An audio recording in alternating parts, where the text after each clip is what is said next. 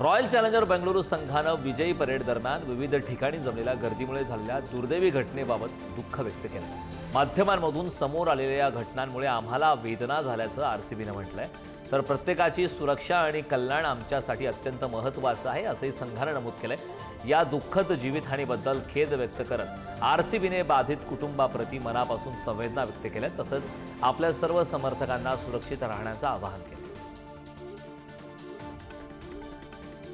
बंगळुरूमध्ये आरसीबीच्या विजयी परेडच्या दरम्यान चेंगराचेंगरीची दुर्घटना घडली असून यामध्ये आत्तापर्यंत तब्बल 11 जणांचा मृत्यू झालाय, तसेच 15 पेक्षा जास्त जण जखमी झालेत। या घटनेतील जखमींवर हॉस्पिटलमध्ये उपचार सुरू आहेत। चेंगराचेंगरीच्या दुर्घटनेनंतर आरसीबीने प्रसिद्ध केलेलं निवेदन विराट कोहलीने इंस्टाग्रामवर शेअर करत थोडक्यात प्रतिक्रिया दिली। माझ्याकडे बोलण्यासाठी शब्द नसून या घटनेनंतर खूप दुःखी असल्याचं विराट कोहलीने म्हटलंय। चेंगराचेंगरीच्या घटनेनंतर अनेक क्रिकेटपटूंनी शोक व्यक्त केलाय। सचिन तेंडुलकर यांनीही ट्विट करत ही घटना खूपच दुःखद असल्याचं म्हटलं, तर माजी वेगवान गोलंदाजांनी भगदाडीला हृदय पिळवणारी घटना असल्याचं म्हटलंय। तर ज्यावेळी आनंदाचा क्षण असतो तोच क्षण दुःखात बदलतो तेव्हा वेदना जास्त होते, अशा भावना युवराज सिंगने व्यक्त केल्यात। आरपी सिंग यांच्यासह अनेक क्रिकेटपटूंनीही शोक व्यक्त केलाय। आरसीबीच्या विजयाचा उत्सव मोठ्या दुःखात बदलल्याने सर्वत्र आता हळहळ व्यक्त केली जाते। बंगळुरूमध्ये झालेल्या चेंगराचेंगरीवर पंतप्रधान नरेंद्र मोदी यांनी शोक व्यक्त केला। बंगळुरूमधील घटना अतिशय हृदयद्रावक आहे। या दुःखद प्रसंगी ज्यांनी आपले प्रियजन गमावले त्या सगळ्यांच्या दुःखात मी सहभागी आहे, अशी एक्स पोस्ट पंतप्रधान नरेंद्र मोदींनी केली। तर जखमी झालेले चाहते लवकरात लवकर बरे व्हावेत यासाठी पंतप्रधानांनी प्रार्थना केली। बंगळुरूत झालेल्या चेंगराचेंगरीनंतर उपमुख्यमंत्री डी.के. शिवकुमार यांनी सगळ्यांची माफी मागितली। सत्कार समारंभाला इतक्या मोठ्या प्रमाणात चाहते येतील हे माहिती नव्हतं, त्यामुळे गर्दीवर नियंत्रण आणता आलं नाही असं शिवकुमार म्हणाले। I think this is not a controllable crowd. Actually, I apologize for all the people of Karnataka and Bangalore. We wanted to give a procession, but the crowd was very uncontrollable. So I appeal to excuse us. Even from the Vidhan Soda till here, though the rain came and it was the crowd was uncontrollable, the police also was finding very difficult. So we stopped the procession. We brought a open vehicle also there. आरसीबीच्या सोहळ्यात BCCI आणि आयपीएलची काहीच भूमिका नाही। BCCI आणि IPL साठीचा कार्यक्रम कालच संपला, स्पष्टीकरण आयपीएलचे चेअरमन अरुण धुमाळ यांनी दिलं। या दरम्यान बंगळुरूमधल्या या सत्कार सोहळ्याचं आयोजन कुणी केलं, परवानगी घेतली होती की नव्हती याचा अंदाज नसल्याचंही त्यांनी म्हटलंय। तसंच जसं आम्हाला आयोजकांकडून चेंगराचेंगरी झाल्याचं कळलं तसं आम्ही सेलिब्रेशन थांबवलं असं म्हणत चेंगराचेंगरीनंतर आयपीएलने एका प्रकारे हातच जोडले। आज अयोध्येत राम मंदिराच्या पहिल्या मजल्यावर असलेल्या राम दरबाराच्या प्राणप्रतिष्ठा कार्यक्रमाचं आयोजन करण्यात आलंय। राम दरबाराच्या प्राणप्रतिष्ठेसह मंदिराच्या परिसरात असलेल्या इतर 7 मंदिरातील देवतांच्या मूर्तीचीही प्राणप्रतिष्ठा केली जाईल। यामध्ये शिवलिंग, गणपती, हनुमान, सूर्यदेव, भगवती, अन्नपूर्णा आणि शेषावतार या देवतांच्या मूर्तीचा समावेश आहे। उत्तर प्रदेशचे मुख्यमंत्री योगी आदित्यनाथ हे या कार्यक्रमात मुख्य अतिथी म्हणून उपस्थित राहणार आहेत। तसंच देशभरातील 101 वैदिक आचार्य या प्राणप्रतिष्ठा सोहळ्यात सहभागी होणार। अयोध्येच्या राम दरबारात प्राणप्रतिष्ठा सोहळ्यासाठी लखनौमधून 62,000 प्रसादाचे बॉक्स पाठवण्यात आले। हे प्रसादाचे बॉक्स प्राणप्रतिष्ठा सोहळ्यात उपस्थित असलेल्या भाविकांना आणि अतिथींना वितरित केले जाणार आहेत। हा सोहळा आज पार पडणार असून संपूर्ण सोहळ्याची जय्यत तयारी पूर्ण झाली आहे। राम मंदिराच्या शिखरावर सोन्याची परत चढवण्याचं कामही पूर्ण झालं। आसाममध्ये पूरस्थिती गंभीर बनली आहे। मुसळधार पाऊस आणि त्यामुळे आलेल्या पुरामुळे 28 जिल्ह्यातील 22 लाखाहून अधिक लोक प्रभावित झाले आहेत। धुबरी जिल्ह्यात सर्वाधिक 6.48 लाख लोक बाधित झालेत, तर आतापर्यंत 28हून अधिक जणांचा मृत्यू झाला असून ब्रह्मपुत्रा, दिगारू आणि कोलोंग नद्या धोक्याच्या पातळीवरून वाहत आहेत। हजारो गावे पाण्याखाली गेलीत, तर 5,842 हेक्टरवरून अधिक शेतजमिनीचं नुकसान झालंय। भूस्खलनामुळे अनेक ठिकाणी संपर्क तुटला आहे। एनडीआरएफ आणि एसडीआरएफच्या पथकाकडून बचाव सुरू आहे। उत्तर सिक्कीमच्या पाक्योंगमध्ये पहिली हवाई मदत पोहोचवण्यात आली। त्या ठिकाणी बचाव पथक तैनात करण्यात आलंय। नैसर्गिक आपत्ती मुसळधार पावसामुळे निर्माण झालेल्या गंभीर परिस्थितीला तोंड देण्यासाठी ही खबरदारी घेण्यात आली आहे. उत्तर सिक्कीममध्ये भूस्खलन आणि मुसळधार पावसामुळे जनजीवन विस्कळीत झाले. अनेक ठिकाणी रस्ते बंद झाले, त्यामुळे काही गावांचा संपर्क तुटलाय. त्या पार्श्वभूमीवर पाक्योंगच्या ग्रीनफील्ड विमानतळावर 2 हेलिकॉप्टर दाखल झाले. या हेलिकॉप्टरद्वारे बचाव कार्यासाठी आवश्यक असलेली सामग्री आणि कर्मचाऱ्यांची वाहतूक केली होती. केरळच्या देवीकुलम तालुक्यातील भूस्खलनास धोका असलेल्या भागात एनडीआरएफच्या पथकानं पाहणी केली. पथकाने कमांड इन्स्पेक्टर प्रसंत जेसी यांच्या नेतृत्वाखाली पाहणी केली. या पाहणी दरम्यान तहसीलदार आणि ग्राम अधिकारी विविध ठिकाणी या पथकासोबत होते. तर देवीकुलम तालुका हा पश्चिम घाटात येतो, जो भूस्खलनासाठी अत्यंत संवेदनशील मानला जातो. येथे जोरदार पावसामुळे भूस्खलनाच्या घटना वारंवार घडत आहेत. तर मुन्नार परिसरातील देवीकुलम आणि इडुक्की या परिसरातील कुईलिमला ही भूस्खलनासाठी सर्वाधिक असुरक्षित ठिकाणे म्हणून ओळखली जातात. मंत्री परिषदेच्या बैठकीत बोलताना पंतप्रधान नरेंद्र मोदींनी स्वदेशी शस्त्रांच्या ताकदीवर भर दिलाय.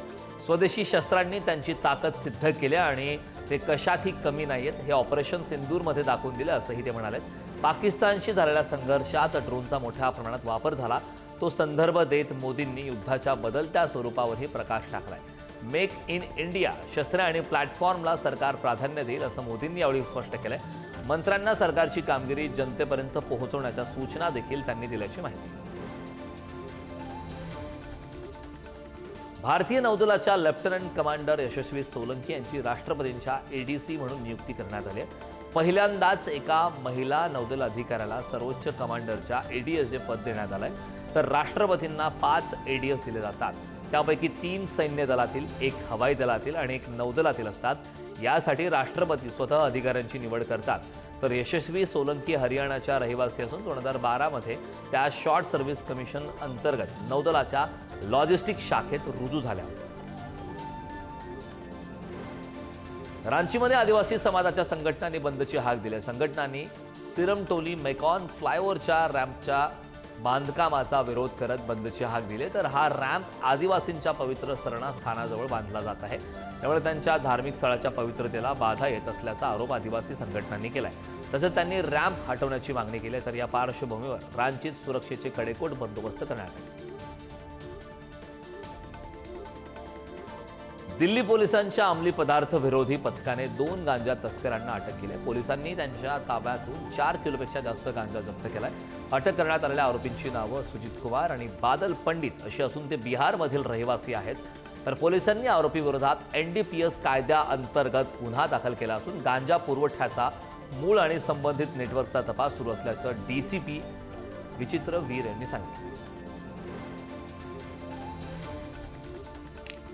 गुजरातच्या अहमदाबाद जवळ नॅशनल एक्सप्रेस वे 1 वर 2 ट्रक भीषण आगीत जळून खाक झाल्या. या 2 ट्रकांची धडक झाल्यानंतर ही आग लागली. या अपघातामुळे वाहतुकीवर मोठा परिणाम झाला होता. महामार्गावर प्रचंड वाहतूक कोंडी झाली.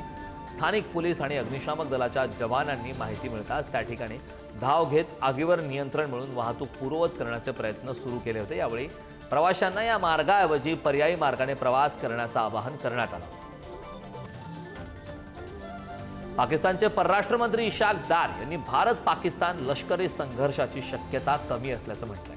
मात्र संघर्ष उद्भवल्यास जशास तसे प्रत्युत्तर देण्याचा इशाराही त्यांनी दिलाय. पंतप्रधान शहबाज शरीफ यांच्या नुकत्याच झालेल्या तुर्की, इराण, अझरबैजान आणि ताजिकिस्तानच्या दौऱ्याच्या पार्श्वभूमीवर त्यांनी हे वक्तव्य केले. पाकिस्तान भारतासोबत सर्वसमावेशक चर्चा करण्यास तयार आहे, ज्यात दहशतवाद आणि सिंधू जल करारासारख्या मुद्द्यांचा समावेश असेल, असंही त्यांनी स्पष्ट केलं. पाकिस्तानच्या पंजाब आणि सिंध प्रांतात अहमदिया मुस्लिम समुदायावर ईद साजरी करण्यास बंदी घालण्यात आली. ईद साजरी करणार नाही असे हलफनामे प्रशासनास जबरदस्तीने त्यांच्याकडून भरून घेत असल्याची माहिती आहे. तर हा नियम तोडल्यास 5 लाखांचा दंड आकारण्याची पंजाब प्रांतानं चेतावणी सुद्धा दिली. अनेक ठिकाणी पोलिसांनी अहमदिया नागरिकांना ताब्यात घेऊन धमकावलं असून त्यांच्यावर मानसिक दबाव टाकला जात आहे. घरातही नमाज, कुराण पठण आणि कुर्बानीवर बंदी घालण्यात आली. तर पाकिस्तानमध्ये सुमारे 20 लाख अहमदिया असून 1974च्या घटना दुरुस्तीनुसार त्यांना मुस्लिम मानले जात नाहीत, त्यामुळे त्यांच्यावर सामाजिक आणि धार्मिक अत्याचार होतात.